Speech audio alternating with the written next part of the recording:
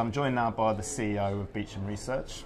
Robin, nice to see you. Right. Now, one of the things we want to talk about is the kind of key trends for 2015 in the M2M IoT space that operators really need to kind of be looking out for. What would you say those sort of 2 or 3 key trends are? Well, there aren't just 2 or 3. There's a dozen or so, but let me pick a few of them.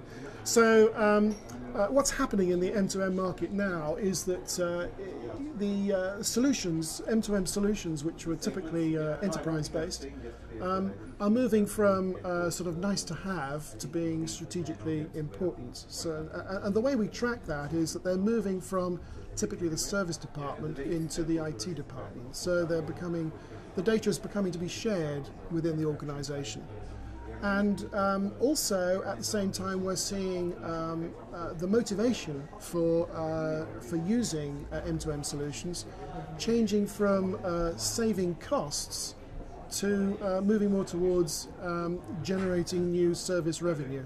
Yeah? And we think that that's going to continue over the next few years. So it's more of an external focus developing in the marketplace rather than internal focus. So traditionally, internally, it's been process driven. Externally, it's new revenue driven, new business driven. And that, of course, introduces a whole new set of dynamics. It's much more mission critical when you're starting to rely on your M2M solution for generating revenue. It's also much more visible in the marketplace. It's not just like a service department tucked away somewhere. It's highly visible to the board, and it's highly visible to shareholders, and it's highly visible to customers as well. So, building on that then, how would you assess the performance so far of operators in Europe particularly? You know, what are you sort of saying? Are you sort of saying that they're doing things the right way, or? Well, I think that we have been a little bit concerned about just how sustainable their businesses are becoming. So they're tending to focus more on the connectivity rather than the overall solution. And that's a generality, because there are obviously some that are focusing on the overall solution. And telcos tend not to provide as much detailed technical support, for example, as other market players. So although we're finding that mobile operators are still growing their connection base at, say, 20 to 25% per annum, we're now finding that the resellers, the people that buy the connections from the network operators and then resell them along with other services, they're actually growing faster. More like 35 to 40%.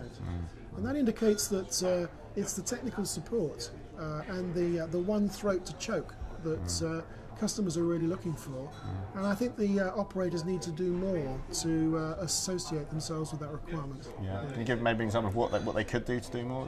Well, they need to have more expertise, I think, that is on the end of the phone and dealing with the customer problems. So that's typically what the resellers, as I call them, but they would probably say they're managed service providers or something now, because that's all changing. That's basically what they do. They're there whenever there's a problem, and they sort it out quickly. And that tends not to be so much the case for mobile operators. That's going to be extremely important for them to crack, moving more into the IoT space. So if we look at IoT being more consumer focused, more consumer orientated, if you like, because some of the services aren't necessarily consumer directly. The need for technical support and making sure that it all works is becoming increasingly important. Yeah. Well, it's a good thing you mentioned consumer there, because I want to sort of move on and talk about perhaps one of the biggest stories this year, which is the launch of the Apple Watch. Right, yes. What impact do you think that is going to have on the overall market, again, from an operator point of view? Right. Well, we've said for a long time that the thing that's missing from the wearable space is a fashion orientation. That it's not just an electronic gizmo. If it's wearable, it needs to be small and obtrusive, or it needs to be very nice to look at. And we think that Apple has gone a great deal further than anybody else to create a wearable that is desirable. And we think that that's going to have an impact on the marketplace.